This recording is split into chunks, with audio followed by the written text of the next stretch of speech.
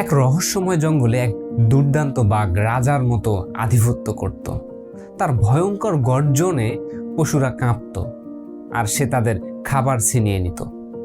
একদিন তার পথে এসে পড়ল এক ক্ষুদ্র নিরীহ খরগোশ। বাঘ হুঙ্কার দিয়ে বলল, আজ তুই আমার সকালের ভোজ।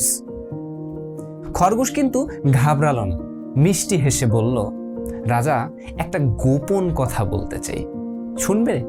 বাঘ ভ্রুকুচকে বলল, বলো, তবে তোমার কিন্তু ছুটি নেই। খরগোশ চোখ টিপে বলল, এই জঙ্গলে তুমি একা রাজা নও, আরেক বাঘ ডাক দিয়ে বলছে সেই এখানের সত্যিকারের সম্রাট। আমি তার জন্যই খাবার নিয়ে যাচ্ছিলাম। বাঘের চোখ জ্বলে উঠল। সে গর্জে বলল, কোথায় সেই সাহসী বাঘ? দেখি তার হিম্মত কত বড়।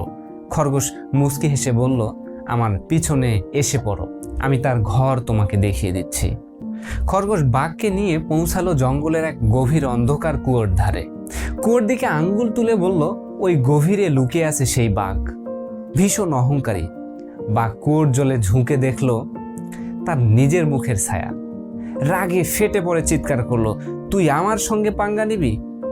এক প্রচণ্ড লাফে বাঘ কুয়োর অতলে ঝাঁপ দিয়ে দিল, কিন্তু গভীর জলে ডুবে আর সে উঠে আসতে পারল না। খরগোশ হেসে বলল, এই জঙ্গল এখন স্বাধীন, তোমার অত্যাচারের হাত থেকে সবাই মুক্ত। দেখুন এই গল্পের শিক্ষাটা কি?